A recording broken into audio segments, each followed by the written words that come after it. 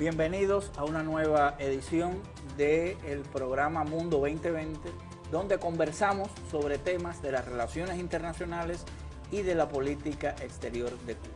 Uno de los temas centrales de las relaciones internacionales hoy es el tema de los organismos multilaterales, del sistema de las Naciones Unidas y otros organismos.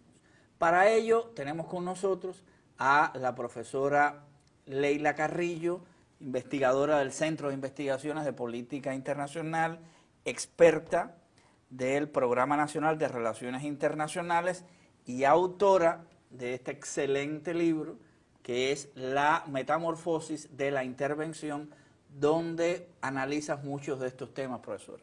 Bienvenida. Muchas gracias por la invitación. Realmente hablar del mundo multilateral en estos instantes resulta bastante complejo, porque diríamos que a partir de los años 88-89, con la pérdida de la correlación de fuerzas que existía, sencillamente todo cambió. Y como todo cambió, hay una tendencia a que los países más poderosos, los países que tienen los recursos desde el punto de vista armamentista, desarrollo industrial, etcétera, estén involucrados en todos y cada uno de los confines de nuestro planeta y se sientan prácticamente impunes ante las actividades que se desarrollan. Llama la atención, por ejemplo, la confrontación que existe directa o indirecta, que tiene que ver con cómo distribuir el mundo. Se trata de una redistribución de fuerzas y se trata para ello de imponer la voluntad de los países más ricos. Por supuesto, hay una tendencia actual que es tratar de rescatar el multilateralismo que existía en los años 70, en los años 60, después de la liberación de las colonias de toda una serie de países de los continentes llamados más pobres. Profesora, de todos modos, cuando usted habla de los centros de poder, yo estoy pensando en Estados Unidos. Está claro que a raíz de la caída del muro de Berlín, emergieron como la potencia unipolar.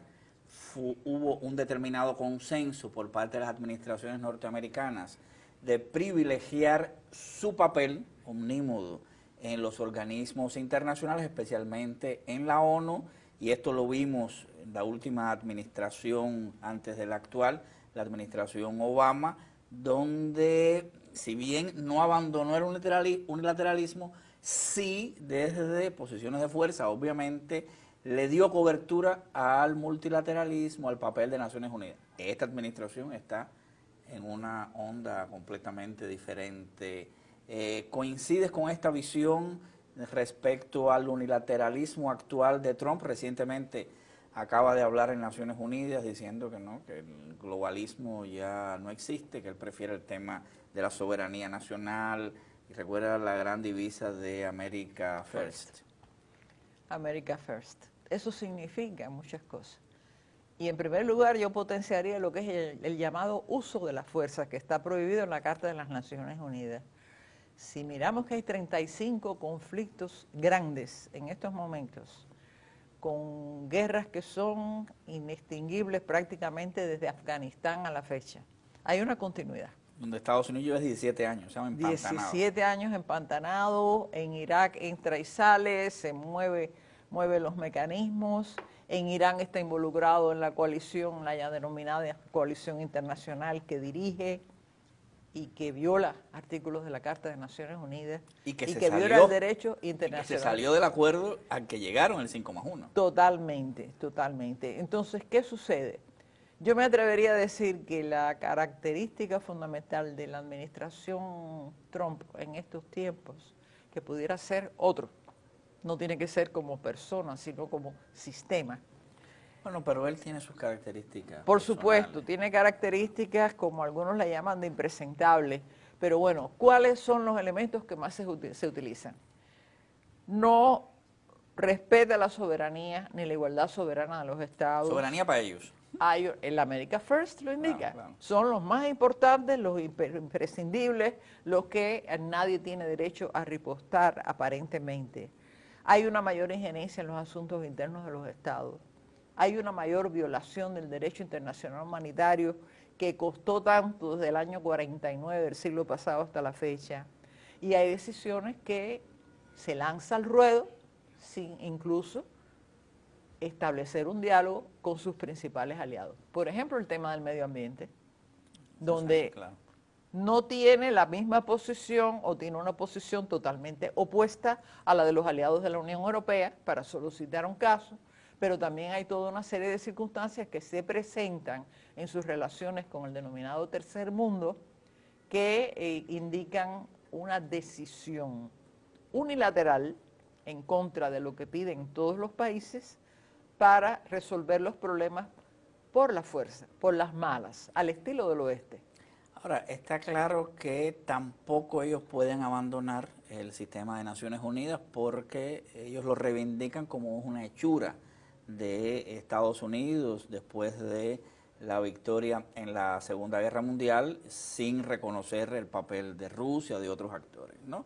De todos modos, ellos están en la línea de cambiar la manera en que había funcionado hasta ahora el sistema de Naciones Unidas, sobre todo la Asamblea General.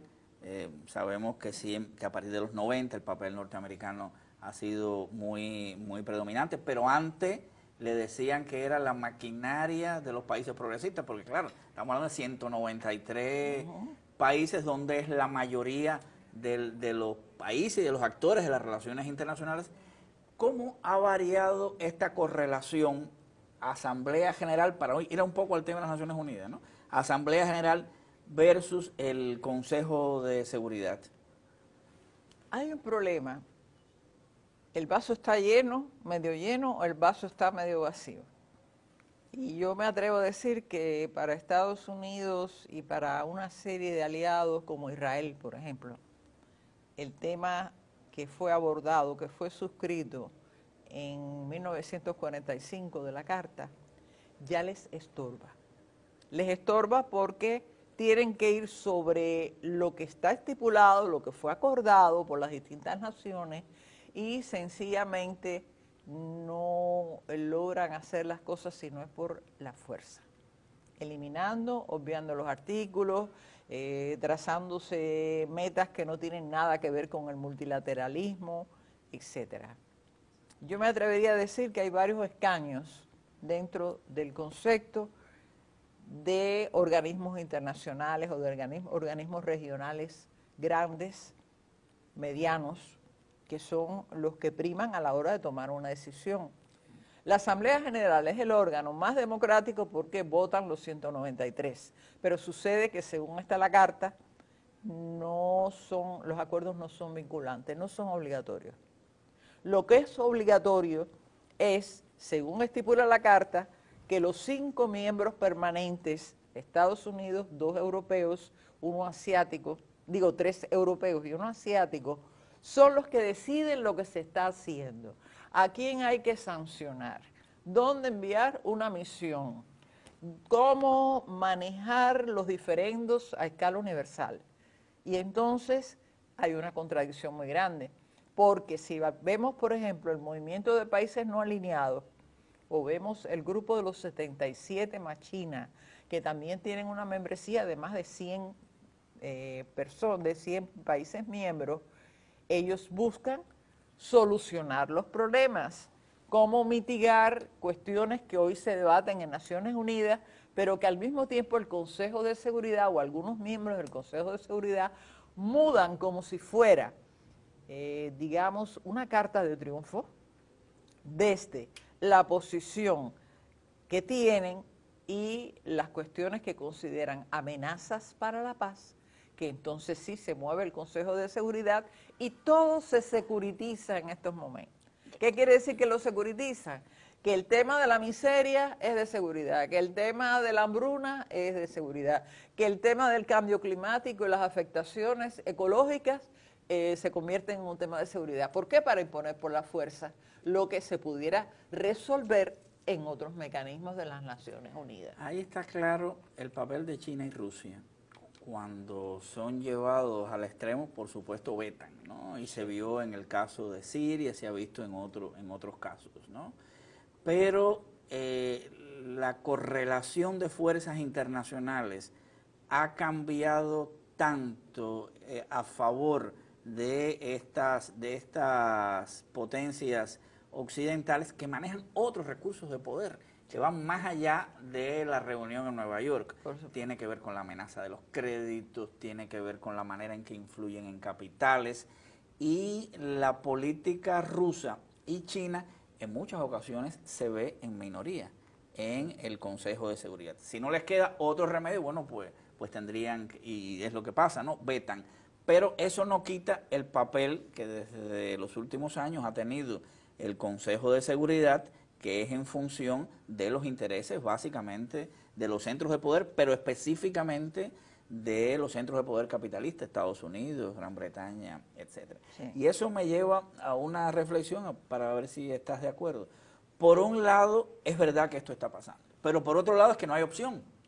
Tienes a la Asamblea General, tiene al Organismo de Naciones Unidas, que de alguna manera hay que conservarlo, porque lo otro es entonces la ley de la selva. Entonces, es de alguna manera las posiciones de los países subdesarrollados y de los países como Cuba y otros países que buscan cambios dentro del mecanismo de las Naciones Unidas a favor de una mayor democratización, pero respetando la Carta de las Naciones Unidas. Eso va a costar trabajo. Bueno, vamos a seguir hablando. Va a costar mucho trabajo.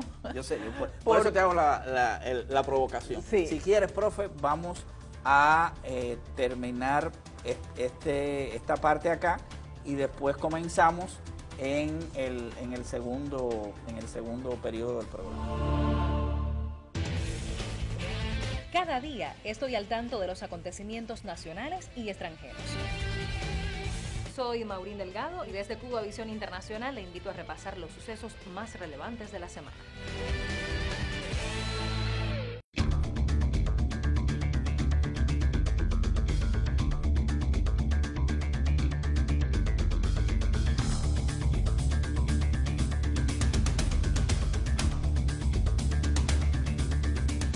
Bueno, seguimos en nuestro programa Mundo 2020. Estamos hablando del tema de los organismos multilaterales y la manera en que la correlación internacional de fuerzas se ve en la actualidad.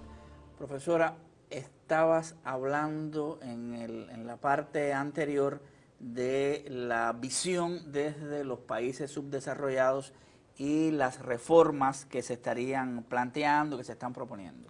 Sí, yo me atrevería a utilizar una frase imperialista, que es cambiar todo para que no cambie nada. El propósito de la mayoría de los países ricos es echar abajo lo que fue discutido y aprobado en el año 45 para adaptarlo a sus necesidades e intereses. Y lo que propugna la mayoría de los países, vamos a decirle en desarrollo, como plantea Naciones Unidas, que algunos los pobres no logran desarrollarse porque no salen de la férula neocolonial. Sencillamente lo que quieren es que se adapte esas Naciones Unidas para que cumplan el cometido de resolver problemas, de avanzar para su desarrollo, para evitar el intercambio desigual, para que haya posibilidades para todos en este complejo mundo que vivimos. No, y también buscar una especie de sombrilla política multilateral. Exacto. Para evitar la imposición del unilateralismo puro y duro y agresivo, como usted mencionaba, ¿no? Claro está, claro está. Entonces, bueno, dentro de este contexto hay cosas que se han ido cambiando, digamos, sin consultar a nadie, pero sencillamente como parte de un consenso escondido entre los más poderosos. Yo me refiero en este caso a lo que es en estos momentos la manipulación de muchos temas de la Carta de la ONU. Por ejemplo, no quiero abrumar a los que ven el programa, pero sencillamente hay una tendencia mayor al intervencionismo.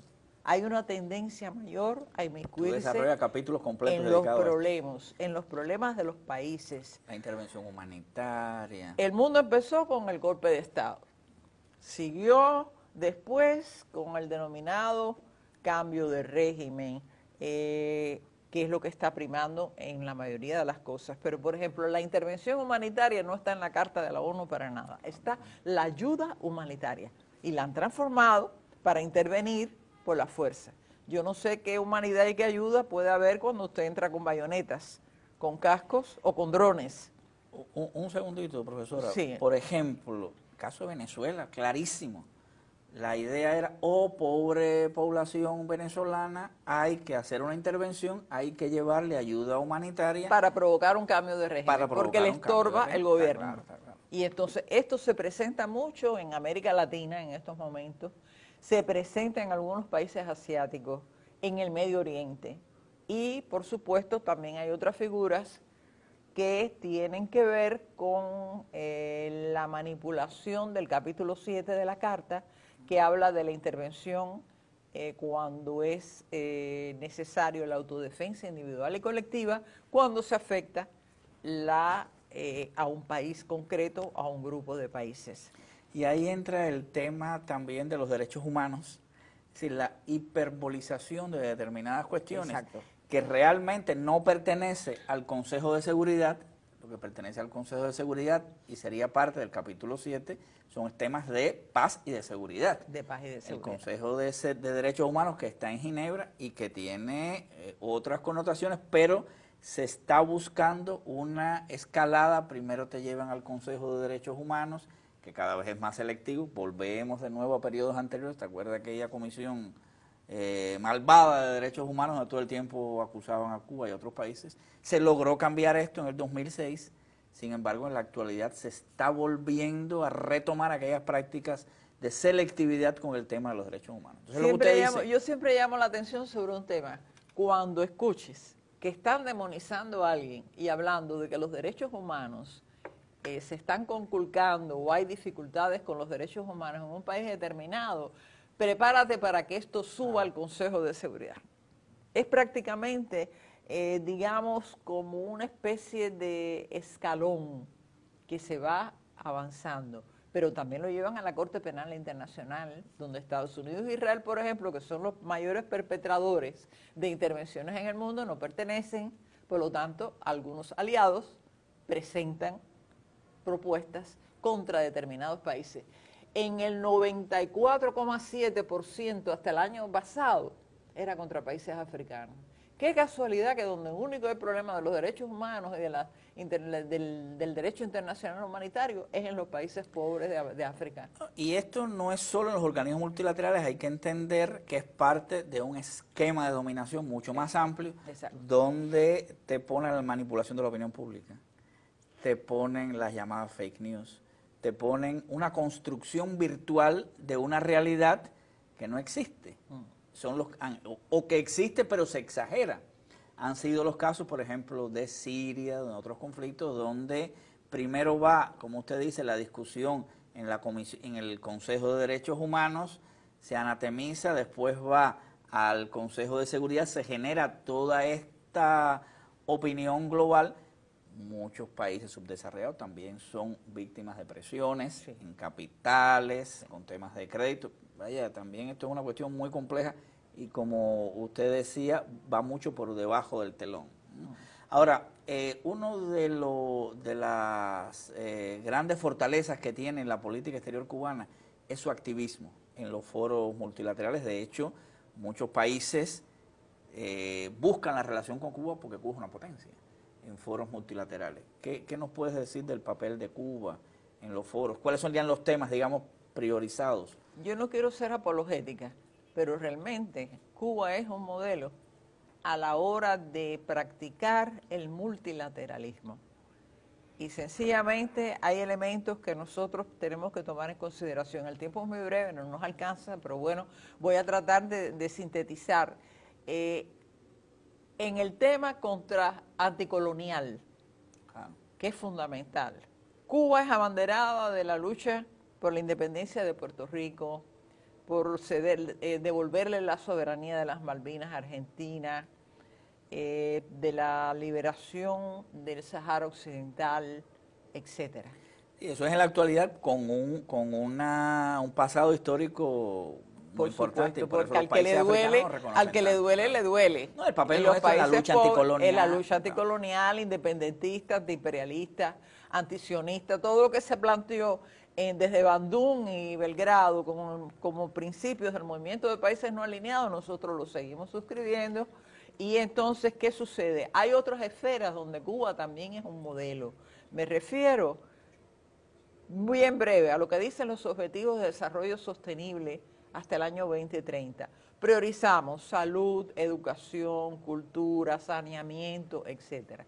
Y, por ejemplo, todos estos acuerdos de Naciones Unidas en los distintos estadios o sencillamente en varias comisiones y organismos, Cuba lo subraya. En materia de salud, Cuba es un modelo para la Organización Mundial de la Salud, a pesar de lo que dice Trump y toda una serie de individuos que han tergiversado nuestra participación solidaria que arranca de la guerra del año de 1868, que es solidarizarnos con los demás porque también recibimos ayuda.